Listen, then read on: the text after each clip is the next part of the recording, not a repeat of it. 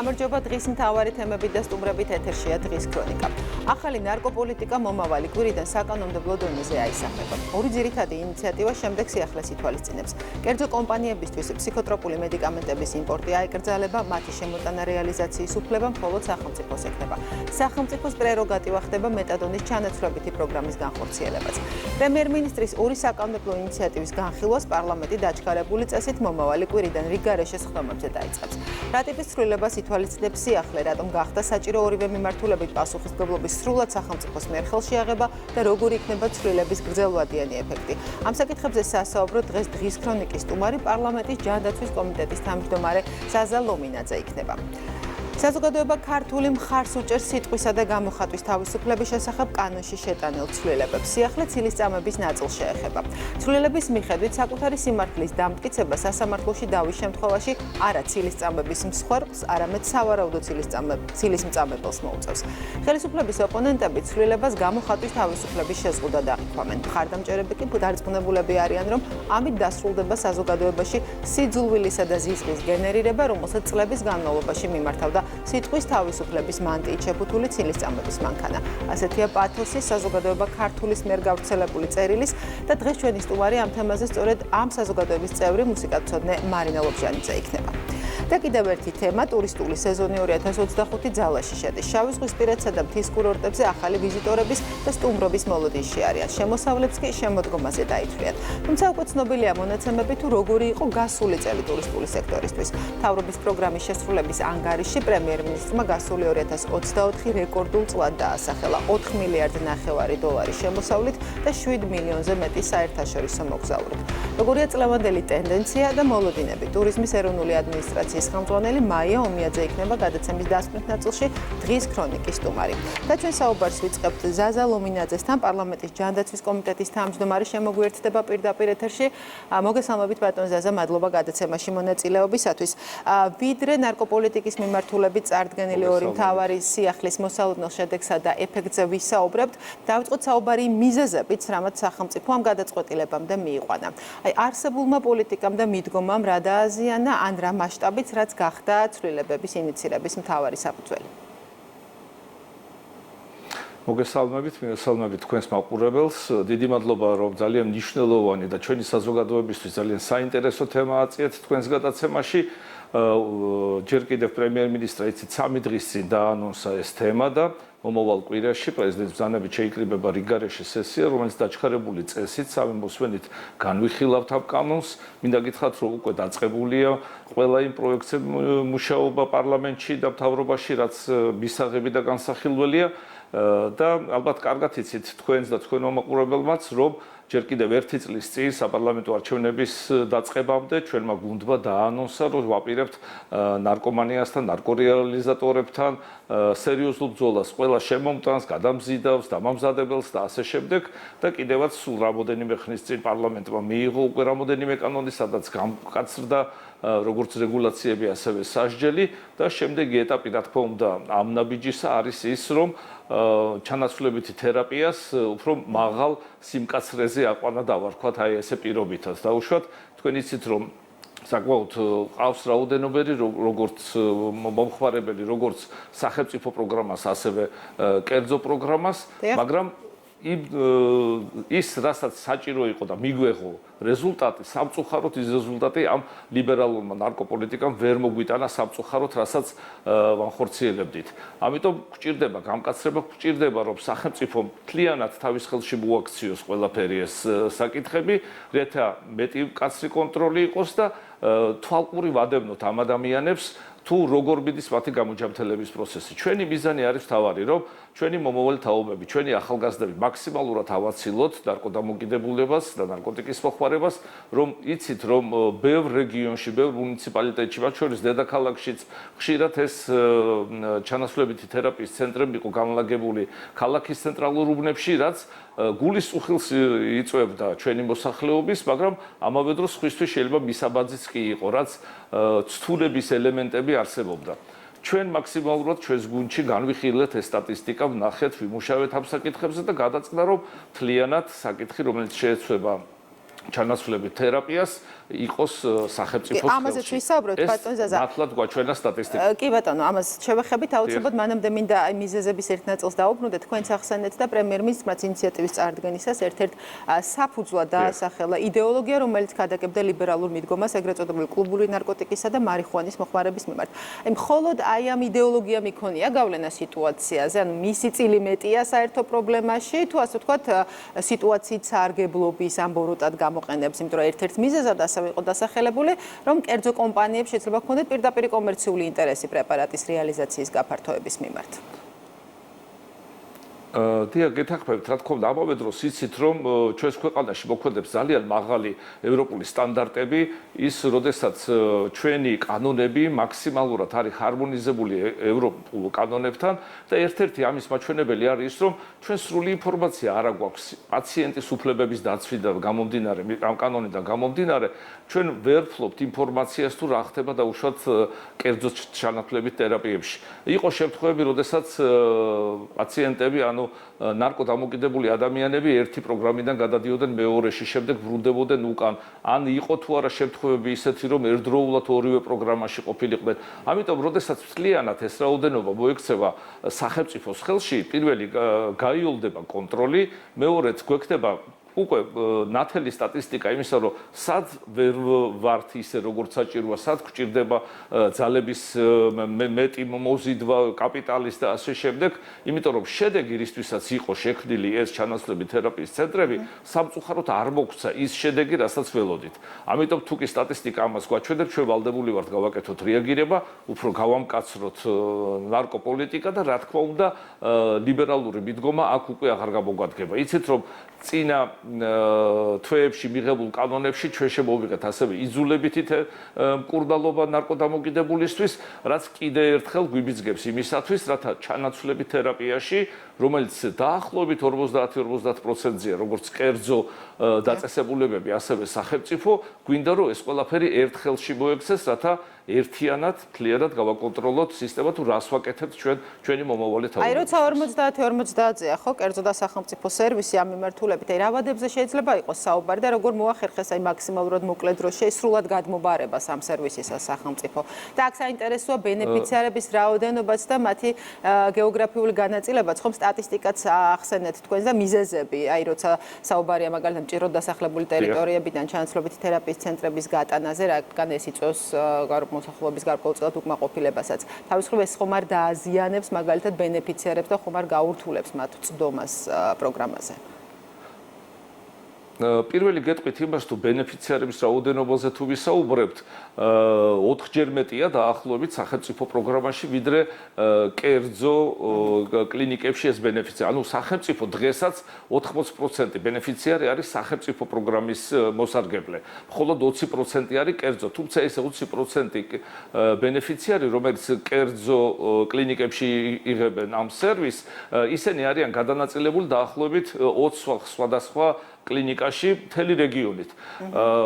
მოხდება მხოლოდ და მხოლოდ ამის გადმობარება სახელმწიფოს მიერ კერძო ამ კლინიკების გადმობარება უხეშად ნათქვამია, უпроსტად იმ ბენეფიციარების, რომელსაც კერძო კლინიკები უწევდნენ დახმარებას. ამიტომ ის 20% ბენეფიციარების მომსახურეობას იგივეს მიიღებენ უკვე სახელმწიფო დაწესებულებაში და არა კერძო კლინიკებში. თუმცა 80%-ს დღესაც სახელმწიფო უზრუნველყოფს და ისინი იღებენ იმ ჩანაცვლებით თერაპიას, რომელიც მათ პროგრამით ეკუთვნის. თუმცა კერძო დაწესებულებებში იცით, იქ სხვა მედიკამენტზეა საუბარი, ამიტომ ამას ყველაფერს ვფიქრობ და დროსთან დაკავშირებით არის საკმარისი დრო, ჯერჯერობით კანონში გაწერილი გვაქვს, რომ კანონი შევა ძალაში 2026 წლის 1 მარტიდან და ეს გონივრული ვადაა იმისათვის, რათა სახელმწიფო მოახერხოს სათანადო მედიკამენტების შემოტანაც, ახალი ცენტრების შექმნა, რომელიც გატანილი იქნება მუნიციპალიტეტების ცენტრებიდან გეტყვით რომ ერთ-ერთ მუნიციპალიტეტში სადაც ჩვენ ახლა ვიყოფეთ, სულ ცოტა ხნის წინ მოხდა ასეთი ცენტრის უკვე გატანა ქალაქ მჭიდრო დასახლებული უბნიდან ქალაქ გარეთ პრაქტიკულად და ამიტომ იგივე მოხდება სხვა ქალაქებშიც, აქ იქნება მზაობა სახელმწიფოსი და მუნიციპალიტეტების, რათა ეს პროგრამა დროულად და სწორად წარმართოთ იმ ყველაფრის გათვალისწინებით, რაც წინა წლების პრაქტიკა გვიჩვენა. და რაც შეეხება კიდევ ერთ ინიციატივას ბატონ ზაზა, კერძოდ ფსიქოტროპულ მედიკამენტებთან დაკავშირებულს, არის თუ არა ამ შემთხვევაში მინიმუმად იქნება თუ არა გათვალისწინებული მინიმუმამდე დაყვანილი იქნას რისკი, რომ აი სიახლემ, რომელიც კონკრეტული პრობლემის მოგვარებაზეა ორიენტირებული, თავის მხრივ სხვა პრობლემა არ წარმოქმნას ისეთი პაციენტებისთვის, ვისთვისაც ფსიქოტროპულ მედიკამენტებზე წვდომა სასწაულს მნიშვნელოვანია.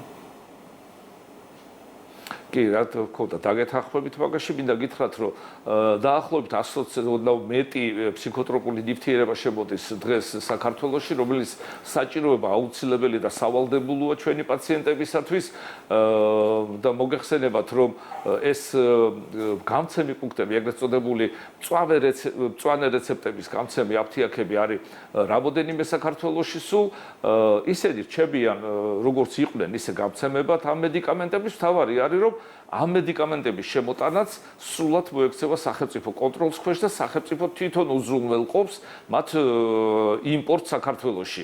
ამისათვის პირველ კანონს ემატება კიდევ ორი კანონი საჯარო და სახელმწიფო შესყიდვების შესახებ, რომელსაც ასევე განიხილავს პარლამენტის სამშაბათს და ოთხშაბათის სესიებზე, მანამდე ბიუროზე იქნება დამტკიცებული და აქაც აბსოლუტური გონივრული ვადა იქნება იმისათვის, რათა სახელმწიფო მოახდინოს ხელშეკრულებების გაფორმება მწარმოებელ კომპანიებთან, რათა მომავალი წლიდან შეძლონ და უკვე სახელმწიფომ შემოიტანოს ეს მედიკამენტები სახელმწიფოში, ისე რომ არ შეიქმნას დეფიციტი. არ არის ჩემი საზრით გახსოვთ თქვენ ალბათ რამოდენიმე წლის წინ ესევე დამოკიდებულება იყო ინოვაციურ მედიკამენტებზე, სადაც პარლამენტმა სახელმწიფოს მისცა უფლება, რათა ინოვაციური მედიკამენტები შეესყიდათ, გახსოვთ მაშინ კანონებში ცვლილება შევიტანეთ მე-10 მოწვევის პარლამენტში და ერთ-ერთი საუკეთესო გამოძახილი პოვა ჯანმრთელობის მსოფლიო ორგანიზაციის ჰანს კლუგეს მიერ, რომ საქართველოს შეძლოდა 45% თანხების დაზოგაო ონკოლოგიურ მედიკამენტებზე. ჩვენ აქ თანხების დაზოგვაზე არ საუბრობთ, ჩვენ ლაპარაკობთ იმაზე, რომ სრულად ამის იმპორტი და განაწილება რეალიზაცია, რა თქმა უნდა და მკაცრი კონტროლი, როგორც დაწესებულების, ასევე გაცემული რეცეპტების და საჭიროების იქნება მკაცრ სახელმწიფო კონტროლის ქვეშ, რასაც ჯანმრთელობის დაცვის სამინისტრო გააკონტროლებს და პარლამენტის ზედამხედველობა აუცილებლად აქ მნიშვნელოვანი იქნება ყველა რგოლზე. და შედეგი რა იქნება ბატონ ზაზა? შეჯამების სახით რომ თქვა, აი როცა ეს სერვისები უნდა მოექცეს სახელმწიფოს ხელში, რა იქნება ის პირველი ინდიკატორი იმისა, რომ აი ამ ცვლილებამ გაამართლა, ან რა ვადებში ვარაუდობთ ამ შედეგის მიღწევას? მადლობა ამ შეკითხვისთვის და აქ პირველი, რა თქმა უნდა, თქვენი ჩართულობა, ჩვენი ჩართულობა, თითოეული საქართველოს მოქალაქის ჩართულობა არის მთავარი. მზაობა საზოგადოების იმისათვის, რაზეც ყოველდღე ვსაუბრობთ, ოჯახიდან დაწყებული, ქუჩით, ტრანსპორტით გაგზელებული, მთავრობით თუ პარლამენტით, აქ არის საზოგადოების ერთადგომა საჭირო. ნარკომანია დღეს არ გაჩენილა, ეს არ არის რაღაც პანდემია, ეს მოდის წლებია, საუკუნეებია და აუცილებლად საჭიროებს იმას, რომ საზოგადოების ერთად დგომად შევძლოთ, რომ ეს საშინელი სცენი დავამარცხოთ და ჩვენი შვილები და მომავალი თაობა გადავარჩინოთ ან უბედურებისგან. საზომი აუცილებლად იქნება. მთავარი არის ის, რომ მონდომება არის საჭირო. აუცილებლად არის ჩვენი ერთად ყოფნა არის საჭირო ამ საქმეში, რათა ნარკო დამოკიდებულება არ ასხვავებს არავის ერთმანეთისგან, თუ რა პოლიტიკური წამსი აქვს, თუ სად არის მინდრეკილი. ჩვენ საუბრობთ ყველა, ახალგაზრდა ადამიანი დაიღუპა. ჩვენი საუბარი სულ რამოდენიმე წუთია გრძელდება ეხლა თქვენს ტელეეთერში და ამ პერიოდში შეიძლება ახალი სინთეთიკური საშუალება მოიგონეს სადღაც ქვეყანაში, რომელიც შემოვა ხვალ თუ ზეგ რაგზით, დრონით, გემით თუ თვითმფრინავით ჩვენ სახელმწიფოში და ხედავთ, რომ შინაგან საქმეთა სამინისტრო კაცრი ბრძოლაა გამოცხადებული, განსაკუთრებულად გაათმაგებული ბოლო პერიოდში, შევძლებთ ერთად დავამარცხებთ ანსი. შეუძლებელი არაფერი არ არის. ალბათ თქვენს ირგვლივ, ჩემს ირგვლივაც არაერთი ადამიანი არის ისეთი, რომელმაც შეძლო და დაამარცხა ეს უბედურება. ჩვენ საქართველოს ჩვენ ძლიერი ქვეყანა ვართ, ჩვენ ის ხალხი ვართ, რომელიც ამას ერთობით შევძლებს და დიდი მადლობა, გმადლობთ გადაცემაში მონაწილეობისათვის. პარლამენტის ჯანდაცვის კომიტეტის თავმჯდომარე ზაზა ლომინაძე იყო ჩვენი სტუმარი და ახლა მივასალმები შემდეგ სტუმარს საზოგადოება ქართულის წევრი მუსიკათმცოდნე მარინა ლობჟანიძე შემოგვიერთდება პირდაპირ ეთერში. მოგესალმებთ კაპიტან მარინა, მადლობა ჩართვისათვის. სიტყვისა და გამოხატვის თავისუფლების მადლობა თქვენ. შესახებ კანონში შეტანილი ცვლილებით ქართული ოცნება ხურავს პანდორას იმ ყუთს, რომელიც ნაციონალებმა ქვეყანას ჯერ კიდევ 2004 წელს გაუხსნეს და მოახვიეს თავს. ეს არის ფრაგმენტი თქვენი საზოგადოების მიერ გავრცელებული წერილიდან, რომელიც ეხება კანონში განხორციელებულ ცვლილებებს, რომელსაც ყავს ასევე ბევრი კრიტიკოსი და აფასებენ მას სიტყვის თავისუფლების შეზღუდვად.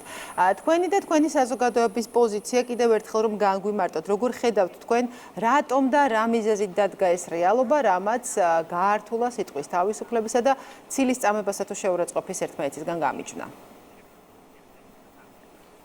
დიდი მადლობა, რომ აქ საშუალება ამაზე ვისაუბრო. რაც შეეხება ჩვენი საზოგადოების პოზიციას, ჯერ ამ კანონის მიღებამდე ერთი წლით ადრე, ეს არის 2024 წლის 14 აპრილი, როდესაც დაფუძნდა ჩვენი საზოგადოება, იქ აკეთა ძალიან მკაფიო განცხადება, რომ ეს თემა არის მისახედი. მისახედი რაც გულისხმობს, იცით, აქ არ არის ლაპარაკი, მე მინდა რომ ჩვენ მსმენელებმა, ოპოზიციურად განწყობილმა და ძალიან კრიტიკულად განწყობილმა მსმენელებმაც გაიგონ ერთი რამე. აქ ბუნებრივია, საერთოდ არ იგულისხმება განსხვავებული აზრის რამენერად ჩახშობა, მიჩუმება და ასე შემდეგ. არა. აქ საუბარია იმაზე, რომ ნებისმიერი განსხვავებული აზრი და ჩვენ ვხედავთ, რომ ჩვენ დღეს რეალობაში არის ამის გამოთქმის საშუალება. უბრალოდ უნდა იყოს შეცვლილი ფორმა ამ შენი განსხვავებული აზრის განსხვავებული აზრის დაფიქსირების ფორმა, ესთეტიკის ნორმების, ნეობის ნორმების, რომ ჩვენ ძალიან დიდი კულტურის ქვეყანა ვართ, ხო? ჩვენ გამოვიდა ძალიან დიდი ისტორიული გზა. ჩვენ ვიცით ქალის პატივისცემაც, კაცის პატივისცემაც, ლექტორის, უფროსის, უმცროსის, ხელოვანის, სპორტსმენის, ეკლესიის, პატრიარქის და ნახეთ და იმ ჩვენი გმირების, რომელთა ისტორიებზე ჩვენ გავიზარდეთ, ისინი ჩვენი მაგალითი იყვნენ და მოტივაცია ჩვენ ბავშვობაში, ხო? ჩვენ ყავდა გმირები, რომლებიც იყვნენ, არ ვიცი, ჩვენი ქვეყნის მანათობელი ვარსკვლავები, ხო? და დღეს მოხდა ისე, რომ სამწუხაროდ ძალიან დიდი შეტევა მიდის, აი გამიზნულად სწორედ აი ამაზე. რასაკვირველია, ბუნებრივია, დღევანდელ დღეს იმდენ არის ასთა სხვადასხვა ყველაფერზე და რასაკვირველია უნდა იყოს მოწინააღმდეგე აზრით, საწინააღმდეგო აზრით, მაგრამ უნდა იყოს ჯანმრთელი დებატები, არგუმენტირებული დებატები და რაც თავი ადამიანი, რომელსაც აქვს შენგან განსხვავებული პოზიცია, ის არ უნდა ჩაქოლო, არ უნდა უძახო, ის არის მონა, იმიტომ რომ იმასაც ისევე ტკივა თავის სამშობლოზე გული როგორც ჩვენ უბრალოდ იმას ხედვა აქვს სხვანაირი, ხო? შეიძლება რომ რაღაცნაირად მივიდეთ იმ კონსენსუსამდე, რომ ვილაპარაკოთ შვიდად, აი ხო გენებით ეთიკის, ესთეტიკის, ნეობის დაცვის საშუალებით, ნორმების დაცვის საშუალებით და რაც თავარია, იცით, ქართული ენა იმდენად დიდარია, თავისი ლექსიკით, ყველანაირი ემოციური, ესე ვთქვათ, ასპექტი შეგიძლია ესეთი ძალიან ფაქიზი ნიუანსის გათვალისწინებითაც რომ გამოხატო შენს აი ამ დამოკიდებულებაში, შენს შეფასებაში, შენს ანალიზში. სამწუხაროდ დააკვირდით, აი ყველაფერი რაც დღეს ხდება გარშემო არის რამდენიმე სიტყვიანი კომბინაცია, რომელიც მუსირებს უკვე ნებისმიერ ასაკში დაწყებული პატარა ახალგაზრდებიდან დამთავრებული უკვე მოზრდილებით, ხო? აი სწორედ ამაზეა ლაპარაკი და რაც თავარია, იცით, სამწუხაროდ ეს არ არის მარტო ჩვენთან, ეს გლობალური პრობლემაა, იმიტომ რომ ნახეთ, რომ იყოს მარტო საქართველოში, მაშინ ევროპა, რომლისკენ ჩვენ მივისწრაფით და ბუნებრივია მივისწრაფით, იმიტომ რომ ევროპა თავისი ძალიან მდიდარი ტრადიციებით, თავისი კულტურით ყოველთვის იყო ესეთი არაჩვეულებრივი ნიშნულით და ჩვენ ჯერ კიდე, როდესაც საქართველოს ისტორიული სახელმწიფოებრობა ყალიბდებოდა და მის ისტორიულ წარსულში ძალიან დიდი კონტაქტი ჰქონდა ჩვენ ევროპასთან, ხო? რამდენი ჩვენი ხელოვანი მეცნიერი კომპოზიტორი იღებდა განათლებას იქ და ჩამოდიოდა აქ. მაგრამ დღესაც ამ ევროპას აქვს სწორედ ეს პრობლემა პირისპირ აღმოჩნდა, იმიტომ რომ მათ მიღებული აქვს საკმაოდ მკაცრი კანონები. ეს რო არ იყოს, მაშინ იგივე ესპანეთში, გერმანიაში, საფრანგეთში, იტალიაში არ განიხილებოდა ეს მომენტი ცილის წამება, სიცრუე და უხამსობა და ასე შემდეგ. ლამისკენ ეგრეა, სისხლის დანაშაულის კოდექსით არის შეფასებული და პატიმრობასაც კი ითვალისწინებს, ხო? თუ კი ჩვენ გვინდა ევროპული ღირებულებების გააზრება და გვინდა რომ იმ მოდელით წავიდეთ და სულ ამაზეა ლაპარაკი, ესეც ხო მოიაზრება, იქ ეს მისახედი მცირედი აუცილებლად, ხო? და ისიც არის მე საკუთარ თავზე მაქვს მართლა ეს გამოცილი, იმიტომ რომ ვინც მე მისცემს, მე ჩვეულებრივად ვარ საზოგადოების წარმომადგენელი, ხო? მით უმეტეს ჩვენი ქართული საზოგადოება ქართული წარმომადგენელი და ვინც მე მისცემს, საოცრად კორექტული ვარ ყოველთვის ჩემს გამოსვლებში. ყოველთვის მინდა რომ მოძებნო რაღაცა კონსენსუსში, შევარიგე ორივე მხარე და გამოხატო, კი, მართალია პრინციპულად, მაგრამ ძალიან ეთიკურ ფარგლებში რასაც ვფიქრობ. საშინელი ბულინგი იყო წამოსული და რა არის ყველაზე ცუდი, რომ როდესაც აი ესეთი განსხვავებული აზრის გამო მიდის ჩაქოლვა, გამიზნულა ჩაქოლვა, ადამიანების სრული დავიწყება ხდება მათი ყველა დამსახურების, იმიტომ რომ მე არ დამევწყება რეჟისორები, მხატვრები, მეცნიერები, სპორტსმენები, ხო? თუნდაც ჩვენი პატრიარქი როგორი ესეთი უშვერი სიტყვების კორიატელში მოექცნენ და აი სულ რამდენიმე დღის წინ გავრცელდა Facebook-ში ინფორმაცია, რომ ერთ-ერთი ბლოგერი იყო ამერიკაში, მე მგონი 29 წლის გოგონა, რომელიც დაკავებული იყო, რომ პატროობდა ესე უპატრონო დარჩენილ სხვადასხვა ველურ ცხოველებს, მელიებს, ფოცხვერებს და ასე შემდეგ და ისეთი ბურნიგი წამოვიდა ინტერნეტ ქსელში, რომ ამ გოგონას გულმა ვერ გაუძლო და 29 წლის ადამიანი გარდაიცვალა, ხო? ისიც რა ჩვენ ყველა ინდივიდუალურები ვართ ყველაფრით, ჩვენი ემოციით, ჩვენი როგორ გითხრათ, ახმის სიმძაფრით და იმ ტკივილით. შეიძლება ვიღაცას ერთი სიტყვა უთხრა და იმას გული გაუსწრდეს. ეს პრობლემა რაც არის დღეს ჩვენ საზოგადოებაში, აი თქვენ ახსენეთ, რომ გასული წლიდან საუბრობთ ამ პრობლემაზე, თქვენი საზოგადოება. ამის მთავარი მიზეზი, რა ვიცი, ხო, საბაბი, რამაც შექმნა ეს რეალობა. ეს კონკრეტული კანონი იყო, რომელშიც ახლა ცვლილება შევიდა. თუ გარკვეულწილად შეიძლება იყოს მიზეზი, აი საზოგადოებაში დამოკიდებულება, საზოგადოების იმგვარი დამოკიდებულება, რომ სიტყვას და ნათქვამს აი არ უნდა მოხდეს კონკრეტული პასუხისგებლობა, იმიტომ რომ ეს არის გამოხატვის თავისუფლება.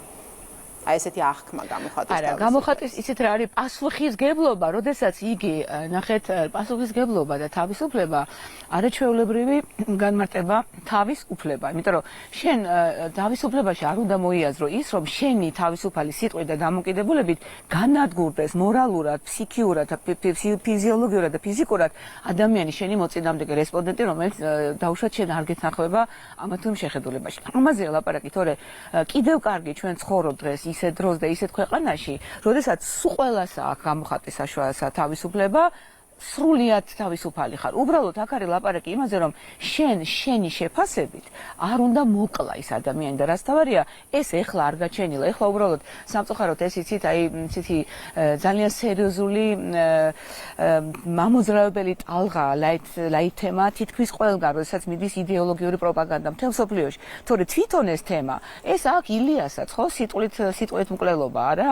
და რაც თავარია, ჩვენ იმერიშვილი ვართ, სადაც ვამბობთ, რომ ენატკბილად მოუბარი გველსაც ამოიყვანს, ხო, იმსოროდან ხო შეიძლება შენ არგუმენტირებულად, მშვიდად, წყნარად იმ ფარგლებში, რასაც გადლებს შენ მეტყველება, თუნდაც იყავი მკაცრი, იყავი პრინციპული, იყავი დაუნდობელი შენ შეხედულებებში, მაგრამ იმ ადამიანს ნუ გაანადგურებ, ნუ მოსპობ იმის გამო, რომ იგი ფიქრობს განსხვავებულად. და რაც თორე ისეთ რა არის, რატოღაც ისეთი სტერეოტიპი ჩამოყალიბდა, რომ თუ შენ განსხვავებულად ფიქრობ, შენ უპირობოდ ხარ მოღალატე და მონა. აი ეს არ არის სწორი, იცით, იმიტომ რომ ჩვენ მით უმეტეს ისეთი ქვეყანა ვართ, სადაც უნდა შეგვეძლოს დაწყებული ჯერ კიდევ ჩვენ ისტორიული პერიპეტიებით ერთმანეთის მოსმენა, გაგება, როგორც ექიმებს აქვს კონსილიუმი და იწვევენ და ერთმანეთს უსვენენ და მე საერთო გადაწყვეტილებით ხდება აი იმ სენის მკურნალობის მეთოდების დაგეგმა, ესე უნდა მოხდეს და რაც თავარია, ჩვენ არ უნდა დაგვავიწყდეს, რომ ქართველი ზნეობას აფასებდა ძალიან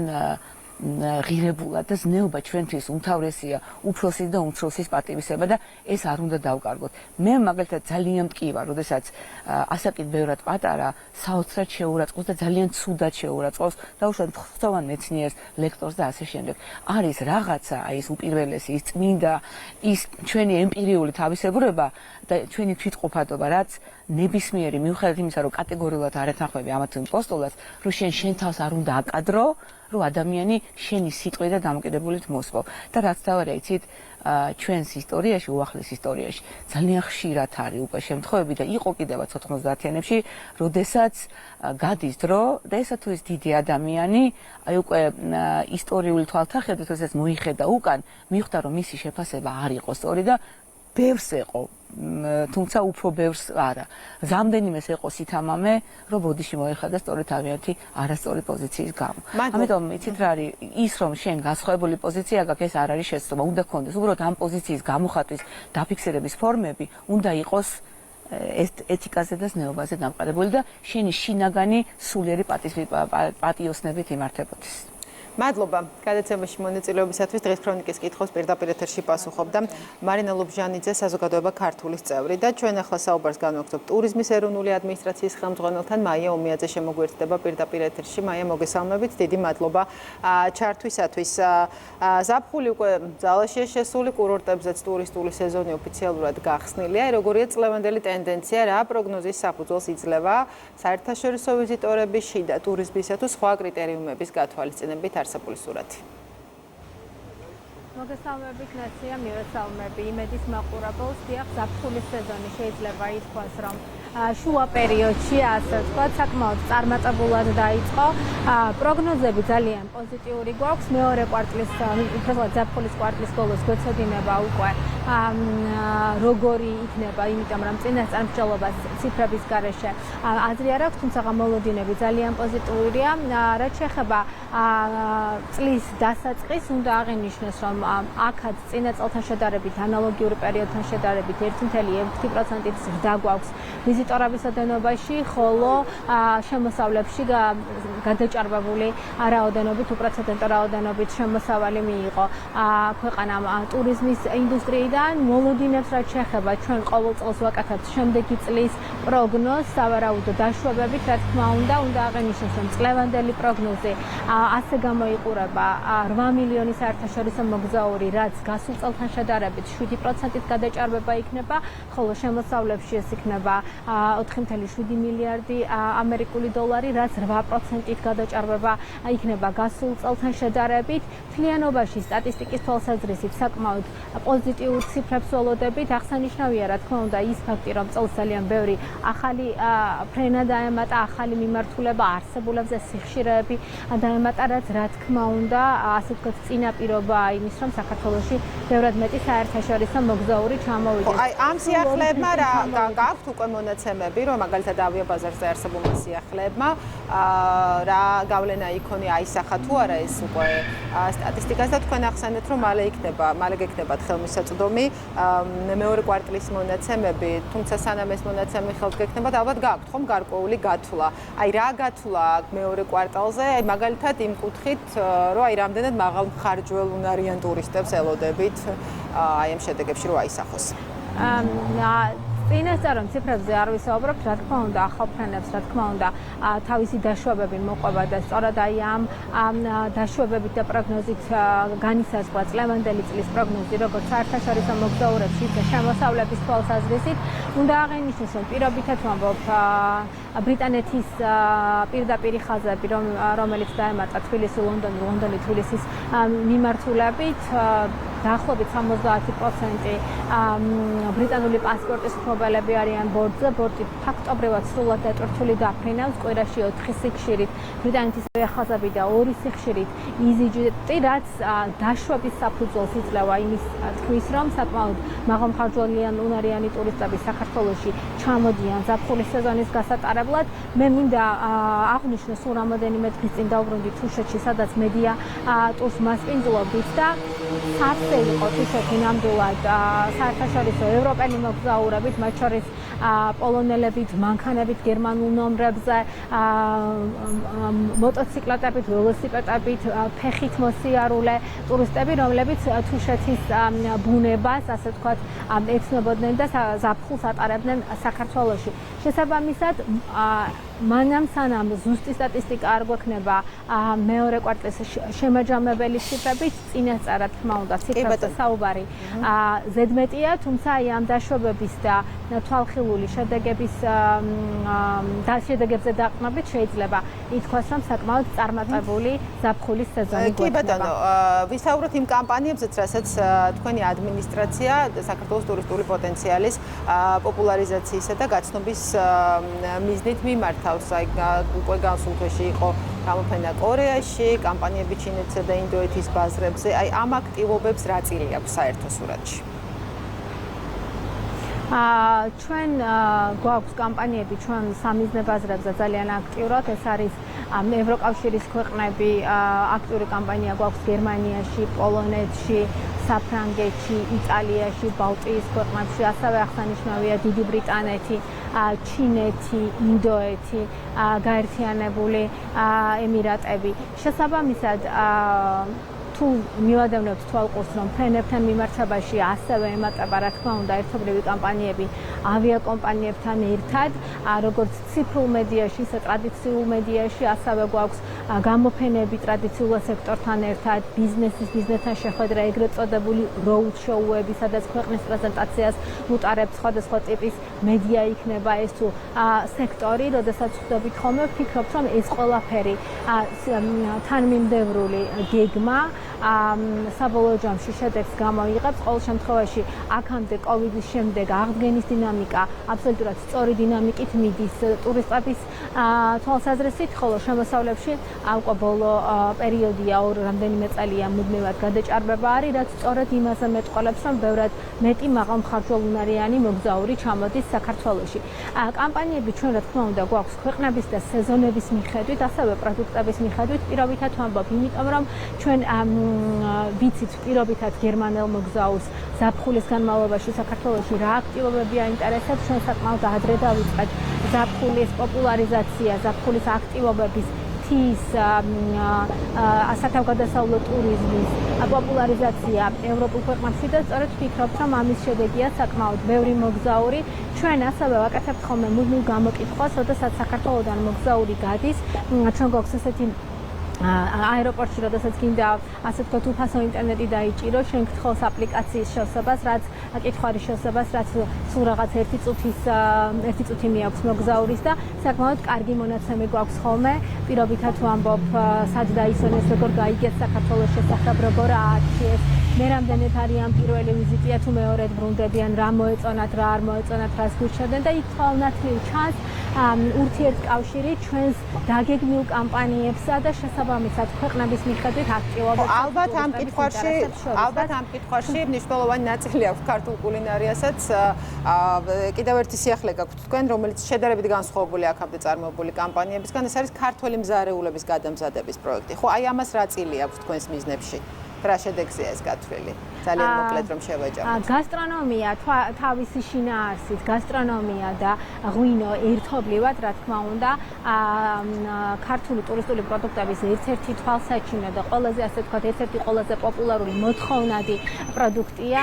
უნდა აღინიშნოს, რომ მოგზაურები საქართველოში ნამდვილად ჩამოდიან იმისთვის, რომ განსაკუთრებული სამზარეულო დააგემონონ და ასევე ეწვიონ 8000-წლოვანი ტრადიციის მქონე ღვინის სამშობლოს. შესაბამისად, ჩვენ ძალიან დიდ რესურსს ხარჯავთ იმაში, რომ ქართული გასტრონომია, ღვინო ერთის მხრივ განვავითაროთ და ხელი შეუწყოთ საქართველოში არსებულ შეფმზარეულებს თუ ადგილობრივ ოჯახებს, გემოფესტიც მხოლოდ ამას ემსახურება. ასევე რა თქმა უნდა, ქვეყნის გარეთ ამის პოპულარიზაციაში საკმაოდ სუყარ რესურსს ხარჯავთ. დიახ, ჩვენ ასევე გვაქვს ხარისხის მიმართულება, მაღალი ხარისხის მიწოდების მიმართულება, სადაც მუდმივად ვახორციელებთ გადამზადებას, კერძო სექტორის საჭიროებების მიხედვით, გადამზადებას სხვადასხვა ადამიანებისა პროფესიების მიხედვით. სწორედ აი ამ ხარისხის ამაღლების სერვისის გაუმჯობესების ფარგლებში ჩვენ პირველად ქვეყნის გარეთ წავიყვანეთ 10 შეფმზარეული საშუალო დონის არაკარიერულად უკვე ვთქვათ კარიერის პიკზე მყოფი შეფმზარეული, იმისთვის რომ მათ საერთაშორისო სტანდარტი, იმისთვის რომ საერთაშორისო გამოცდილება მიიღონ და მერე დაბრუნდან სამშობლოში და რა თქმა უნდა ეს ყველაფერი მოახმარონ გასტრონომიის განვითარებას. თავისთავად გასტრონომია როგორც ტურისტული პროდუქტი ძალიან მოთხოვნადია და ბუნებრივად შემდეგ ეს რა თქმა უნდა აქ ჩამოსულ სტუმრებს ბევრად მაღალ სერვისს თავაზობს. ძალიან დიდი მადლობა ტურიზმის ეროვნული ადმინისტრაციის ხელმძღვანელი მაია ომიაძე იყო დღის ქრონიკის სტუმარი. ჩვენი გამოშვება დღეს ამით დასრულებულია. დაელოდეთ დღის მთავარ გამოშვებას ზუსტად 8 საათზე თეასი ჭინავასთან ერთად მე გემშვიდობებით მომავალ კვირამდე ნახვამდის.